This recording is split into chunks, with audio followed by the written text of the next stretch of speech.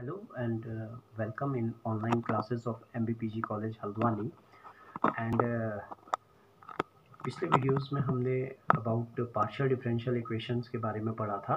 Partial differential equation together with boundary conditions are known as boundary value problems and many physical and engineering problems involve partial differential equations. Most of the boundary value problem we can solve by the method of separable of variable. So here we are starting with the topic method of separable of variable. In this method we assume that a dependent variable is equal to the product of two functions. Dependent variable is equal to the product of two functions each of which involve only one of the independent variable. Independent variable है, product of two function है, एक time में हम एक function को consider करेंगे. जैसे x और y दो फंक्शन है, x is a function of small x, capital y is a function of small y. तो मीन्स हम केवल एक सिंगल फंक्शन को कंसिडर करते हुए method of separable of variable का यूज़ करेंगे. यहाँ पे जैसे हम एक एग्जांपल से इसको मैं समझाता हूँ आपको. Suppose we are considering one example कि अगर हमारे पास ये लिखा हुआ है del u upon del x, suppose ये इक्वेशन है, plus 3 del u upon del y. Suppose एक ये इक्वेशन हमने लिखी, तो बाय वेरिएबल ऑफ सेपरेबल यहाँ हम क्या ले लेंगे, u is equal to capital x और कैपिटल y. इसको आप u x y ये मैंने सीधे लिख लिया. इसका मतलब यही है कि x जो है वो x का फंक्शन है, y जो है वो y का फंक्शन है, जिसको हमने ऐसे लिख दिया. लेकिन अगर एग्जांपल में del z upon del x दिया है और plus 3 del z upon del t दिया हुआ है, तो यहाँ पे भी इसमें कंफ्यूज मत होइएगा. वेरिएबल सेपरेबल क्या हो जाएगा, अब u की जगह हमने यहाँ पे क्या लिख दिया, यहाँ पे हमने z इज इक्वल टू हम क्या मान लेंगे, z function dependent variable product of two function. किस किस का फंक्शन हो गया, एक x का हो गया, एक t का फंक्शन हो गया. मीन्स x का हो गया, एक हो गया कैपिटल t का. जो x है, x is function of x, capital t is function of t.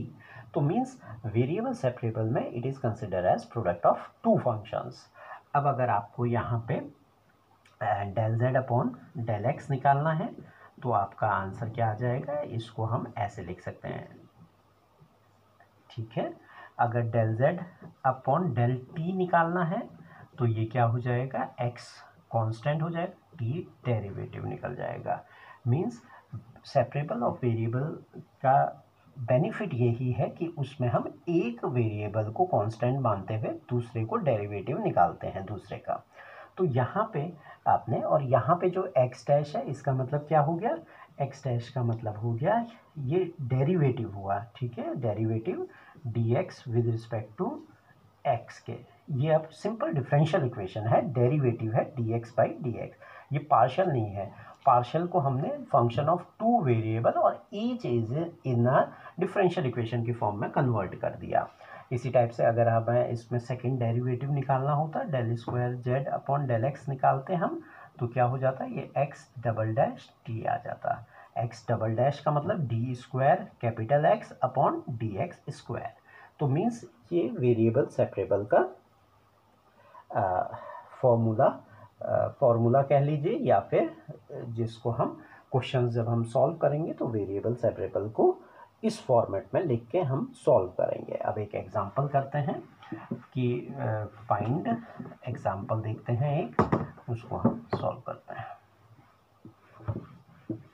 Bye method of separable of variable. तो means del u upon del x है and that is equal to 2 del u upon suppose t के terms में दिया हुआ है और plus u, साथ में एक कंडीशन भी दी है, गिवन एक इनिशियल कंडीशन इसमें ये दी हुई है कि u x, 0 is equal to 6e की पावर माइनस 3x. अब आपको ये एक क्वेश्चन दिया हुआ है. अब यहाँ पे हमें सेपरेबल वेरिएबल का यूज़ करते हुए लेट इसका सॉल्यूशन हम लिखते हैं. तो सेपरेबल वेरिएबल क्या है, let u is equal to, अब ये x और t वेरिएबल हैं तो हमने x और t ले लिया, ठीक है। u is equal to x, t, यहाँ पे x is a function of x है, t is a function of t हो गया। जब आप del u upon del x निकालेंगे तो आंसर हमारा क्या हो जाएगा, x dash, capital X dash हो गया, विद रिस्पेक्ट टू x निकालना है तो x डैश t हो गया, and del u upon del t जो हमें निकालना है, del u upon del t क्या हो गया, एक्स टी डैश आ गया। ये वैल्यूज़ को हम इक्वेशंस में पुट कर देते हैं, इसको इक्वेशन में पुट कर दिए, डेल यू अपॉन डेल ये t x dash is equal to 2x t dash plus u, u की वैल्यू क्या हो गई, एक्स टी, हमने इसको पुट कर दिया। थोड़ा सा इसको अब हम अरेंज कर देते हैं। यहाँ से क्या है, X T, T common, X common आ जाएगा तो एक्स कॉमन आ गया, 2t डैश प्लस टी आ गया, and this is again T x dash. अब एक्स एक्स की टर्म और टी की टर्म हम उसको अरेंज करते हैं, एक्स की टर्म और टी की टर्म को हम चेंज करके अरेंज करते हैं, तो ये t की टर्म्स को एक साइड ले जाते हैं और x की टर्म को एक साइड, तो यहाँ पे हमने x अपॉन x लिख दिया, that is equal to t को हम इस तरफ ले आए तो ये क्या हो गया, 2t dash plus t upon t हो गया, ठीक है। अब इसके बाद आगे हम सॉल्व करते हैं इसे। यहाँ पे हमारा अब आप ध्यान देने वाली बात यह है कि x डैश अपॉन x, इसको आपने अलग अलग कर लीजिए, ये क्या बन गया, 2 T dash upon t plus 1, ठीक है, प्लस 1 बन गया, दैट इज इक्वल टू, इसको सपोज हमने एक कांस्टेंट k मान लिया। अब इसको हमें सॉल्व करना है। अब यहाँ पे पहले हम फर्स्ट वाला सॉल्व करते हैं, x dash upon x is equal to k, इसका मतलब इसको इंटीग्रेट करते हैं, ये इंटीग्रेशन करेंगे तो ये क्या हो जाएगा, वी हैव टेकिंग इंटीग्रेशन, हम लिख लेते हैं टेकिंग इंटीग्रेशन, अभी हम फर्स्ट पार्ट इसका कर रहे हैं, ठीक है, टेकिंग इंटीग्रेशन, यहाँ से हमने इंटीग्रेट किया तो x dash upon x is equal to integration के इंटू डी एक्स के रिस्पेक्ट में होगा, एंड यहाँ से हमारा ये क्या हो गया, this is log x, okay, log x होता है ये, that is equal to k x plus log c मान लिया हमने, यहाँ से log c इधर ले गए, log x minus log c हो गया, तो इसको हम ऐसे भी लिख सकते हैं, log x upon c is equal to k x, यहाँ से x इज इक्वल टू की वैल्यू क्या हो गई, log हटेगा तो ये e की पावर के एक्स हो जाएगा, c मल्टीप्लाई हो गया, c x की वैल्यू c e के एक्स आ गई हमारी फर्स्ट वैल्यू कांस्टेंट। एक और टर्म हमें निकालनी है, हमने इसको c1 कर दिया, c1 e के एक्स आ गया, आपका ये फर्स्ट वाला आ गया। अब सेकंड वाला, हम सेकंड इक्वेशन यहाँ तक ठीक है, इसको याद रखिएगा x की वैल्यू। अब हमने सेकंड की वैल्यू हम इसकी निकालते हैं, 2t डैश, अब हमने इसकी वैल्यू हम इसकी कंसिडर करते हैं, ये क्या है, 2t dash upon t plus 1 is equal to k, इसको हम इंटीग्रेट करके इसको सॉल्व करते हैं, तो यहाँ से ये 1 इधर ले चलते हैं तो ये क्या बन जाता है हमारे पास, इसको हम ऐसे लिख देते हैं, is equal to k minus 1/2, constant है पूरा, टेकिंग इंटीग्रेशन,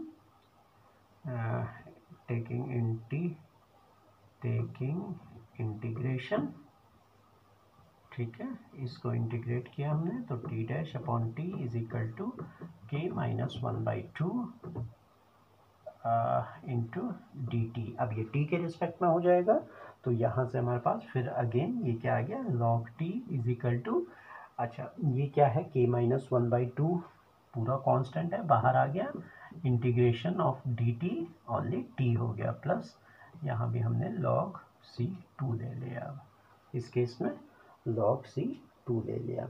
अगेन हम इसको सॉल्व करते हैं, ये इधर आ जाएगा, माइनस हो जाता है, तो ये क्या हो गया, log t upon C2 is equal to k minus 1/2 into t. ये e की पावर में चला जाएगा और यहाँ से हमारे पास t की वैल्यू क्या आ जाती है, इम्प्लाइज दैट यहाँ पे हमें t की वैल्यू जो मिलती है वो क्या मिलती है, C2 e की power k minus 1/2 into T.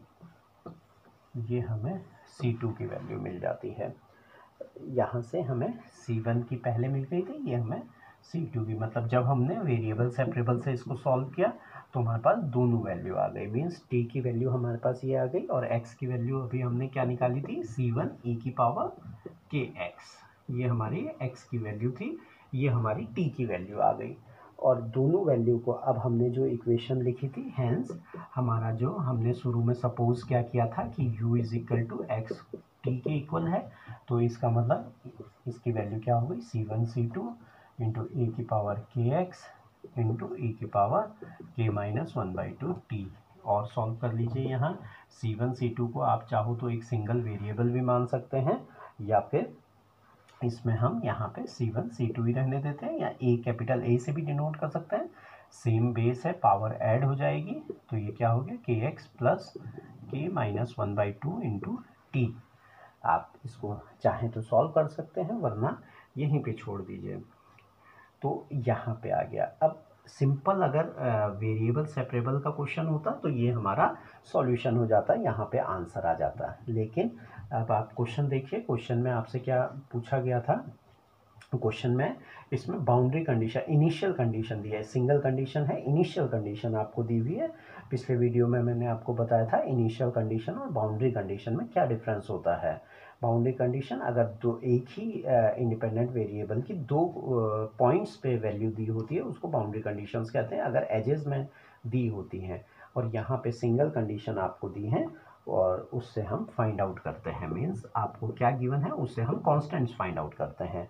यहाँ पे आपको गिवन है कि ux,0 इज इक्वल टू आपको दिया हुआ है 6e माइनस 3x। अगर ये नहीं दिया होता तो यहाँ पे आपका आंसर हो जाता ये। अब लेकिन क्वेश्चन में इनिशियल कंडीशन दी है तो आपको इसको सॉल्व करना है। तो अब हम इसको सॉल्व करते हैं।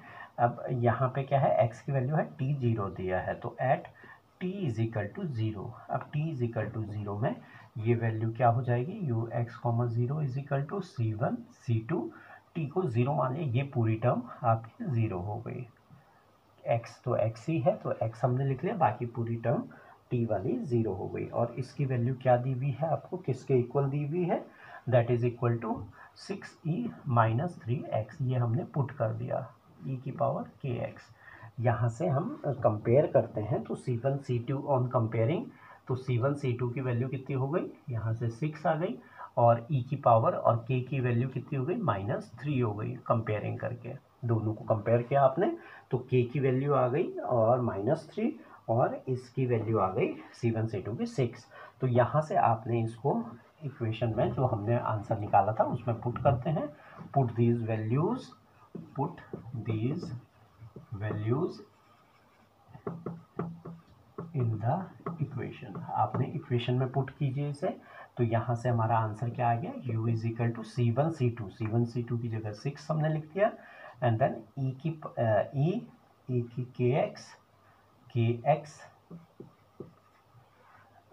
k की वैल्यू आपकी -3 आ चुकी है। तो आप सीधे इसमें वैल्यू पुट कर दीजिए, k की वैल्यू क्या है, -3x। अगली टर्म क्या है, kx प्लस k